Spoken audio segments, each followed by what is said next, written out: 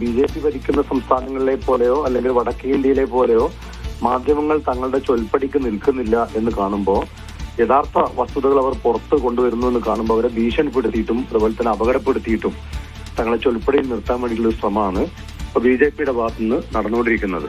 ഒരു നിലക്കും അംഗീകരിക്കാൻ കഴിയുന്ന കാര്യമല്ല. ഇതിനെതിരെ ശക്തമായ നടപടികൾ സ്വീകരിക്കണം. ഇപ്പോൾ ഈ വാർത്ത പുറത്തു കൊണ്ടുവന്ന സമയത്ത് തന്നെ സ്ഥാനാർത്ഥി നേരിട്ട് തന്നെ തട്ടിക്കയറുന്നതും ഭീഷണിപ്പെടുത്തുന്നതുമായൊക്കെ ദൃശ്യങ്ങൾ പുറത്തു വന്നിരുന്നു. ഇതുവരെ യാതൊരു നടപടിയും സ്വീകരിക്കുന്നതായി കണ്ടിട്ടില്ല.